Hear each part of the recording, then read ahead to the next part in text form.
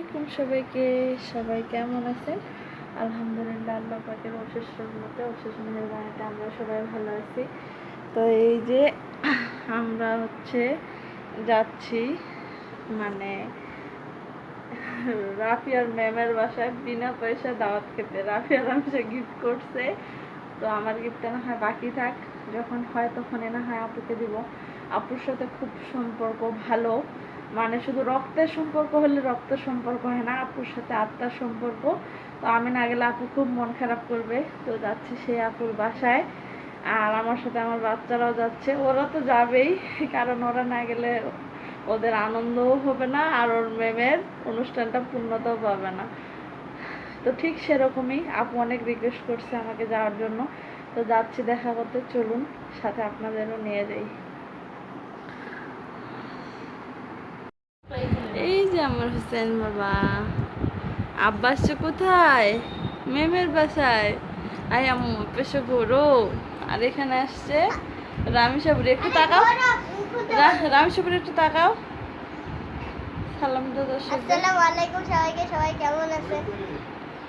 হ্যাঁ ছাদে বলো বলো। আলহামদুলিল্লাহ আমরা সবাই ভালো আছি।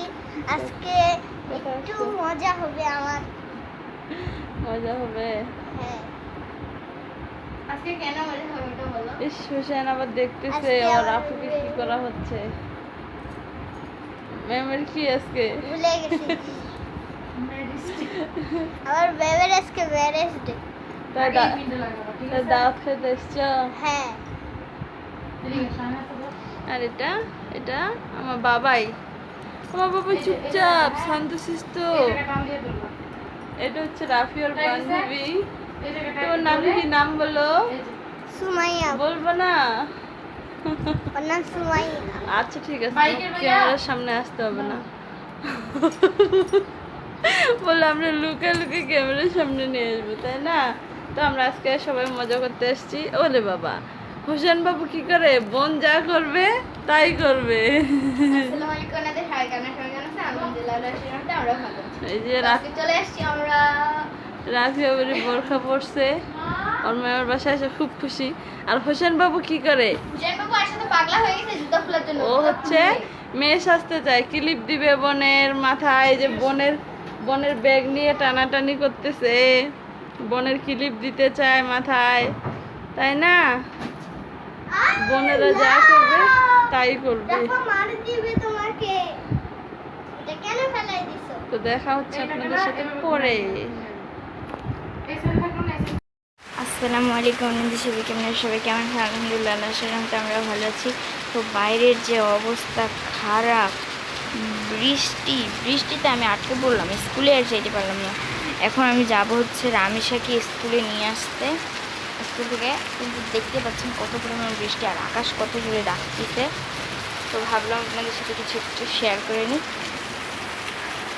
তো এত অবস্থা খারাপ, মানে দেখতেই পারতেছেন যে কীরকম। আর ওই পাশের ছাদে একদম দেখে বুঝতে পারবেন যে হচ্ছে বৃষ্টির পরিমাণটা কত বেশি, অনেক পরিমাণ বৃষ্টি হচ্ছে।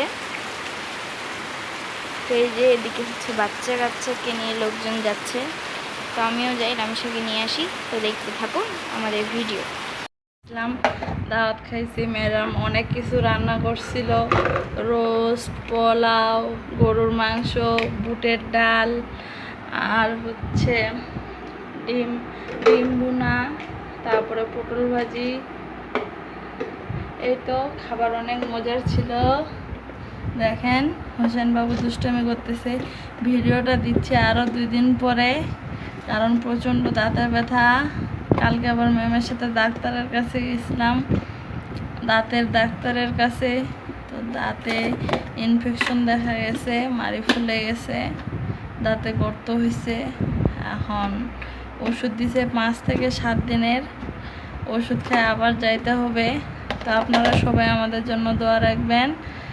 আর ম্যাডামের রান্না মানে এত ভালো ছিল, উনি রান্নাই জানতো না, বিয়ের পরেই রান্না শিখছে।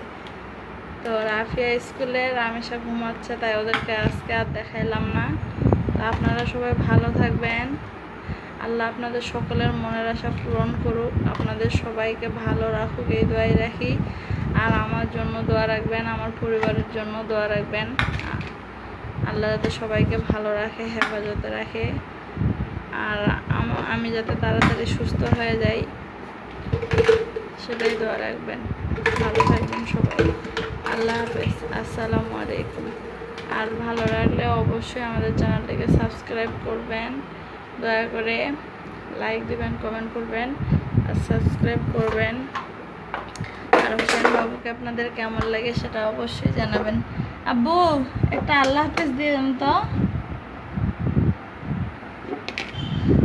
আজকে আমি রান্না করছিলাম এই যে লাল শাকের ভাজি, আর এখানে আছে পটল ভাজি, আর এখানে এই যে লাউ রান্না করছিলাম।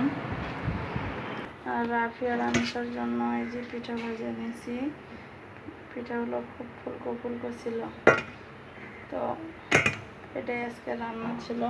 আর এখানে যে আমরার আচার, এটা আচারটা আবার জাল দিতে হবে। চা বানাইছিলাম, রান্না সবাই খাই, প্রাইভেটে যাবে। ঠিক আছে, ভালো থাকবেন সবাই। আল্লাহ হাফেজ, আসসালামু আলাইকুম।